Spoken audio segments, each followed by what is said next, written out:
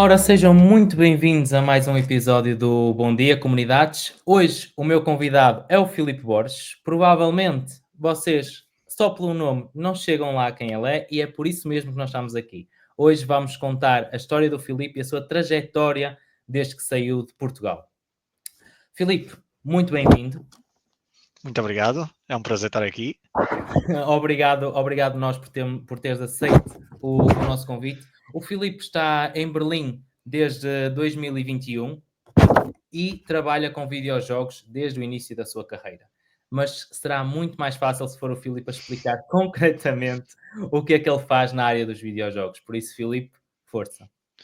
Ora bem, vamos começar pelo que eu estou a fazer agora e depois eu conto um bocadinho da minha carreira, se tu quiseres. Eu atualmente estou a trabalhar com uma empresa que se chama Esports World Cup Foundation. É uma empresa baseada na Arábia Saudita e essencialmente eles estão encarregues de fazer a Esports World Cup, por isso é o campeonato do mundo de videojogos. Eles têm vários títulos e trabalham muito proximamente com o que nós chamamos de publishers, que são as empresas que criam os videojogos e que têm propriedade intelectual do videojogo, para obter as licenças para depois organizar o tal campeonato do mundo, que este ano será ainda sediado também na Arábia Saudita, em Riad. No verão, não agora de cabeça não sei as datas precisas, que eu comecei a trabalhar há pouco tempo, mas eu acho que é mais ou menos entre junho, julho e agosto, entre estes 3 meses. Mas então, agora tu já nos prometeste no início que nos contavas um bocadinho da tua carreira antes, portanto, Sim, nós agora força, estamos força. curiosos. Ora, então, pá, eu sou original do Ovar, foi lá onde eu nasci e cresci, depois fui para Coimbra estudar, onde tirei a Engenharia de Gestão Industrial, tanto licenciatura como mestrado. Enquanto estava a estudar, eu comecei-me a envolver com os jogos, pá, eu primeiro inicialmente a jogar. Eu peguei no jogo que alguns de vocês se calhar conhecem, que se chama League of Legends, ou LoL, e comecei como jogador aí, mas não era nada por aí além, em termos, estamos a falar do topo dos jogadores, não é? Por isso competi ainda nos qualificadores para a Liga Nacional e essa brincadeira toda, mas rapidamente me apercebi que era necessário investir muito tempo para estar a um nível de forma muito alta, e eu sempre gostei de ter várias coisas a acontecer ao mesmo tempo. E então, em vez de ficar 10 horas a jogar computador diariamente, pá, eu optei por continuar a fazer o curso e então apliquei a visão que eu tinha para o jogo para começar a treinar a equipa enquanto treinador. Fiz um percurso muito bonito enquanto treinador em Portugal, começando na pior equipa da liga e indo depois para a melhor, e trabalhei com jogadores excepcionais, e durante esse percurso depois tive a oportunidade de ser convidado para gerir a Liga Portuguesa em Portugal, uma empresa chamada Inigon, baseada em Braga, e fui lá trabalhar com eles.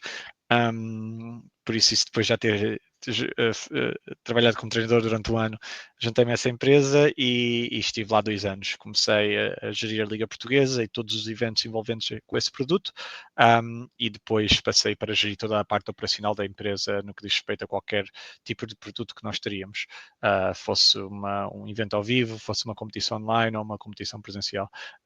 E entretanto, em 2018, exatamente, mudei para o Reino Unido e comecei a trabalhar para uma empresa chamada ESL, que organiza vários eventos também de videojogos, de Counter-Strike, Dota, etc. Trabalhei lá no Reino Unido durante 3 anos, entre a ESL, a ProMod, e também dei aulas na Universidade de Birmingham durante um anito. E depois disso tudo, com o Covid e eu estar assim um bocado mais aborrecido de não poder fazer eventos ao vivo e etc., então fui à procura de emprego, e em setembro de 2021 mudei-me para Berlim, e foi aí que eu comecei a jornada em Berlim, e aí foi com a Riot Games, que é a empresa que é criadora, é um publisher também, é criadora do League of Legends, e estive a trabalhar com eles a gerir o ecossistema de ligas nacionais da Europa, Médio Oriente e África. Por isso era isso que eu fazia. Eu fiz isso durante 2 anos e meio, quase 3, e em janeiro de 2024 eles reestruturaram a empresa, mandaram cerca de 11% da workforce deles embora, e eu fui um deles, por isso uma das 576 pessoas afetadas, e então aproveitei essa oportunidade e tirei um ano sabático. Fui viajar pelo Sudeste Asiático, comecei a fazer mergulho, surf, fiz uma carrada de coisas, uma road trip pela Austrália também, um capítulo muito bonito, e voltei agora em fevereiro e comecei a trabalhar para a Esports World Cup, tal como está a dizer, onde o meu papel é ser gestor do escritório de gestão de projeto. Por isso, essencialmente, alguém que facilita o acesso à informação e às ferramentas certas dentro da empresa. Por isso, toda a parte de criação de processos e estratégia. E é isso. Acho que para quem não conhecia o que é que o Filipe fazia, agora está bem claro e está bem claro que a carreira também já vai bem longa. Agora, Filipe, tu estiveste em Portugal e já estiveste fora de Portugal a trabalhar na mesma área dos videojogos. Qual é, assim, a diferença, a maior diferença que tu sentes entre trabalhar, em Portugal e fora na mesma área? Uh, Excelente pergunta. Ok, eu tenho que contextualizar as coisas um pouco, porque em Portugal estive a trabalhar numa startup relativamente pequena, nós crescemos a startup desde 4 empregados para 25, mas mesmo assim, trabalhar nos videojogos, ou pelo menos dentro da minha área mais específica, que são os esportes, nós apanhamos gente que é mais ou menos uma faixa etária relativamente semelhante, mesmo os gerentes da empresa são tudo malta jovem, por isso nós temos, tal como é também normal em algumas áreas de tech, mais dinamismo. Ainda assim, eu diria que há uma diferença grande entre a cultura de trabalho. Foi, acho que, o que eu notei mais. Acho que em Portugal nós ainda. Houve alguém que me disse este termo em inglês e estava a ver se me lembrava, que é essencialmente nós damos muito valor ao estar presente e valorizamos mais isso do que ao que se faz. Ou seja, interessa mais uma pessoa chegar a ser o primeiro a entrar e ser o último a sair, e às vezes até estar no escritório mesmo sem estar a render, do que premiar as pessoas por atingirem o que têm para fazer e se calhar se atingirem tudo o que têm para fazer até podem ir para casa mais cedo. Ou seja, o que isto resulta depois no final é que há um incentivo direto para a pessoa fazer um bom trabalho, enquanto que eu acho que em Portugal acho que não há tanto esse incentivo. Isto depois verifica-se em várias coisas. Acho que também temos uma filosofia de gestão um bocado mais old school, comparada com várias coisas. Eu digo algumas vezes, isto mais uma vez, não tanto na minha área, mas também de vários amigos meus que fizeram a transição para fora, que falam muito a empresa é uma família, e usa-se muito este jogo de pedir quase favores pessoais em termos profissionais e vice-versa. Também pode acontecer noutros sítios, mas eu não tenho tido o privilégio de estar num ambiente com uma separação mais saudável, digamos assim, do profissional e do pessoal, apesar de ter muitos amigos com quem trabalho, que é a vantagem quando nós vamos para fora, também criamos muitas amizades assim. Por isso eu diria que é essencialmente cultura, e depois também tenho muito que eu gosto de chamar, que são as promoções portuguesas, que é em que tu de facto és um funcionário extraordinário, eles recompensam-te com mais responsabilidade, com um projeto mais difícil e com um aumento salarial irrisório, se houver sequer. Por isso é o que eu chamo de promoção portuguesa. Eles recompensam-te tu seres bom com mais responsabilidade, mais trabalho e o mesmo salário. E isso depois muitas vezes acaba por fazer com que a malta fique frustrada e não há um incentivo, mais uma vez, que é o que eu acho que falta muito, são incentivos a fazer um bom trabalho. E acho que isso depois perde um bocado. Mas é Isso é isso. isso é uma ótima ponte para a minha próxima pergunta, porque eu ia-te perguntar se tu sentias que o caminho que tens feito até agora seria mais fácil se tivesses ficado em Portugal ou se seria mais fácil cá fora? Atenção, eu na minha área é mais uma vez um bocado específico porque não é uma área que esteja muito desenvolvida em Portugal. Ou seja, eu tanto trabalhar na altura com o Inigon, nós tínhamos poucos concorrentes, mas ainda havia 2 ou 3, e mesmo assim o mercado não era grande o suficiente e o que era, estávamos nós a fazê-lo crescer. Ou seja, eu se quisesse aprender mais ou ter desafios mais difíceis, teria mesmo de vir para fora. Por isso, na minha carreira era inevitável. No entanto, eu continuo a achar que Portugal pode ainda ter ou ser um progresso ou um percurso válido para muitas outras carreiras, mas depende depois muito da qualidade de vida que nós queremos, não é? Há sempre um trade-off em termos de qualidade de vida versus depois progressão profissional. Mas eu acho que é inevitável, essencialmente, que qualquer pessoa que queira progredir profissionalmente tem de ir para os sítios onde estão os hubs dessa indústria, por assim dizer.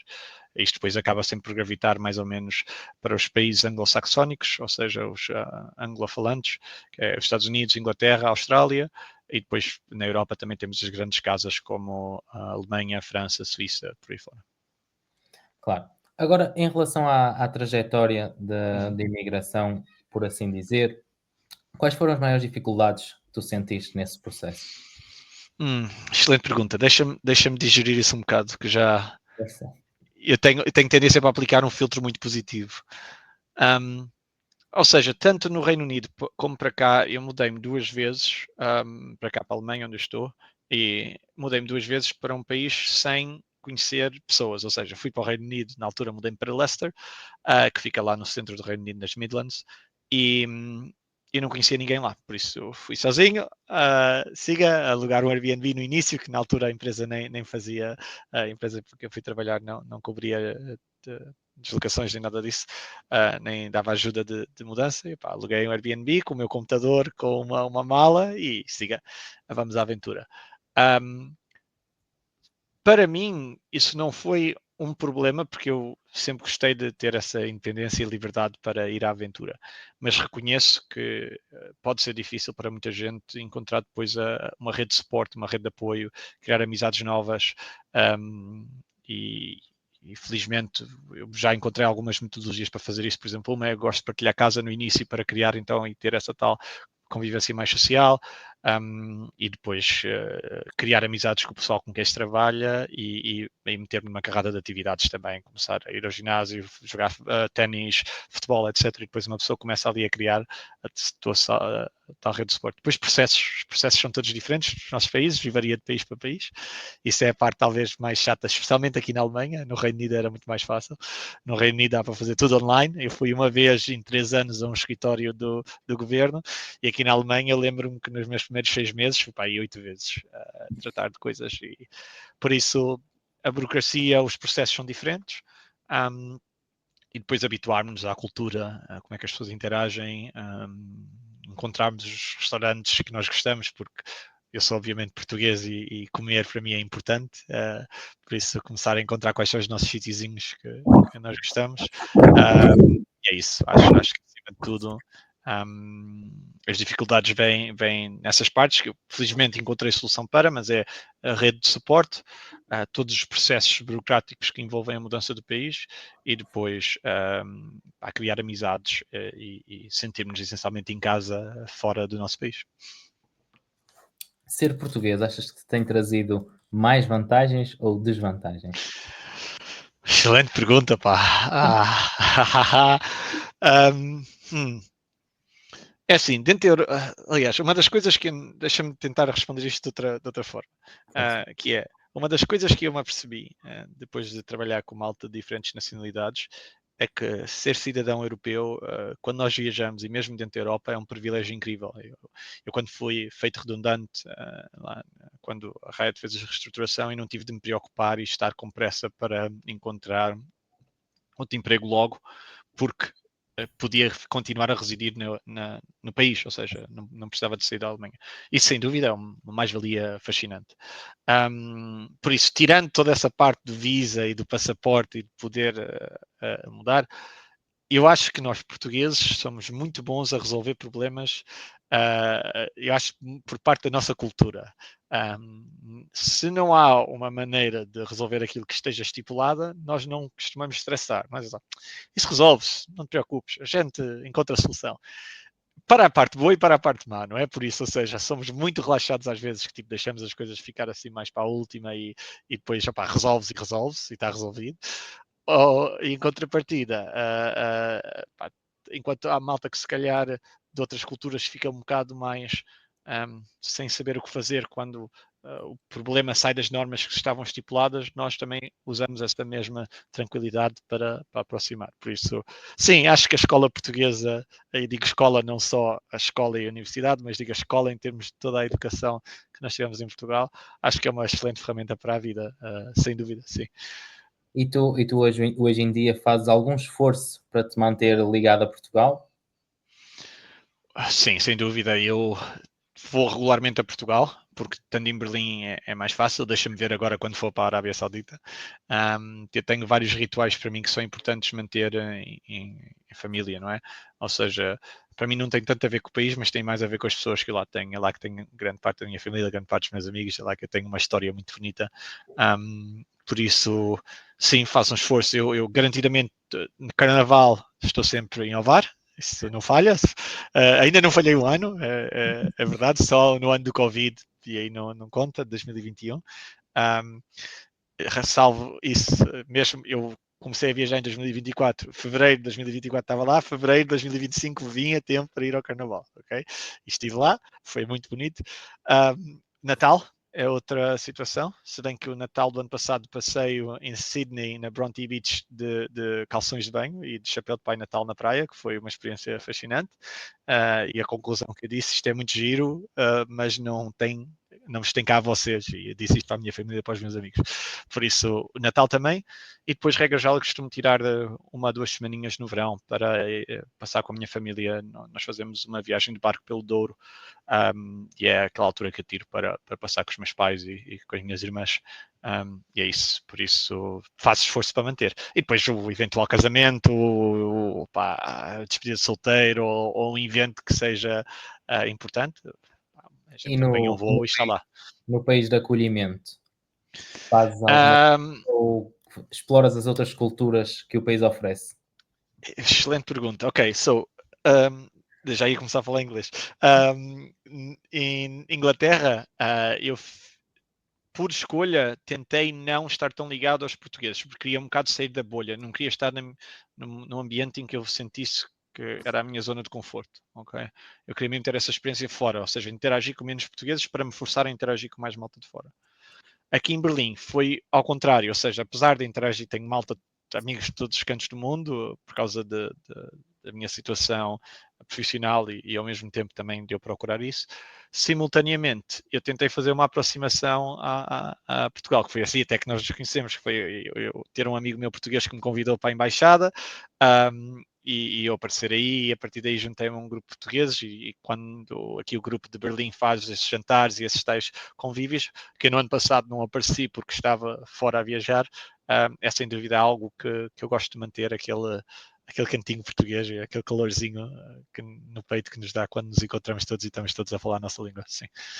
Compreendo perfeitamente. Tu agora tocaste num tópico importante, que foi de viajar. Tu já mencionaste aqui que estiveste a viajar durante 10 meses, se não estou em Uhum.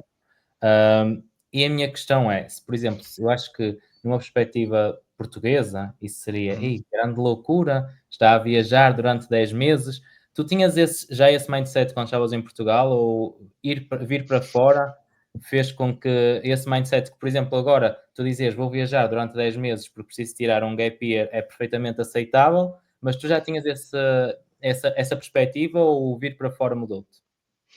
Eu gosto muito das suas perguntas, são de facto, têm profundidade. Ok, deixa-me tentar responder isto. Ou seja, eu saí de Portugal propositadamente, não foi à procura necessariamente só de melhores oportunidades, foi porque eu queria ter uma experiência a morar fora do meu país. Eu queria a minha noção é, eu nasci em Portugal, é um país que eu adoro. Aliás, eu acho que me vou reformar no sul da Europa, pelo menos é a minha opinião agora, entre Portugal, Espanha, Grécia, Itália, França, por aí um desses países será onde eu me vou reformar. Provavelmente Portugal, mas vamos ver.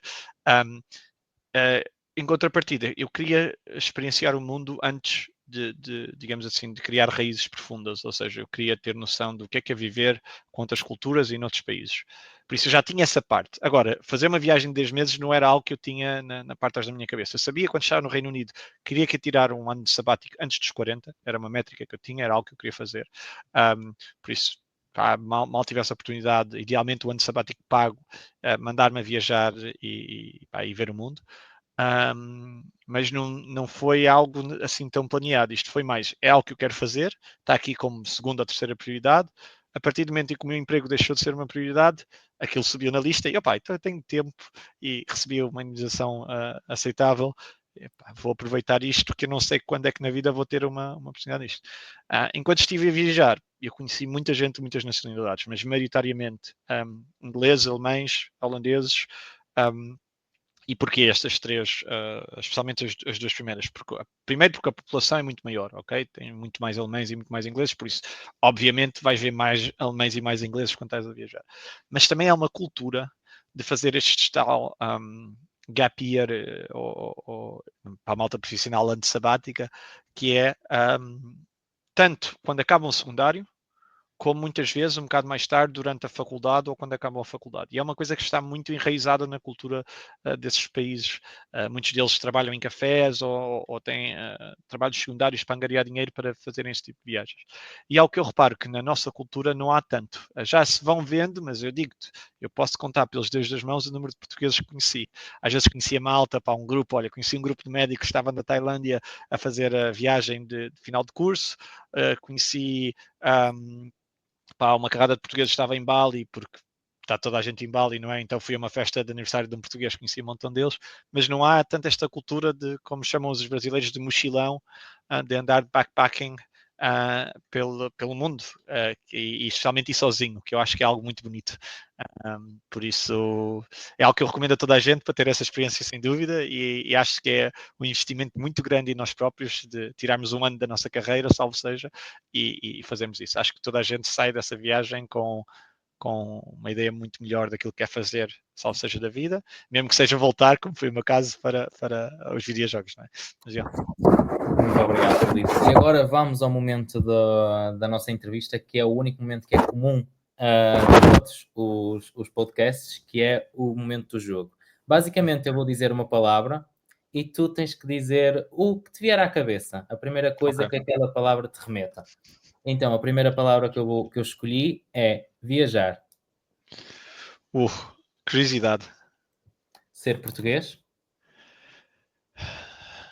Isso é muito boa, pá. Chegar tarde.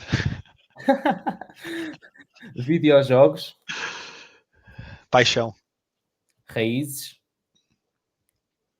Pouco profundas. E agora, Filipe Borges. Essa está boa, pá.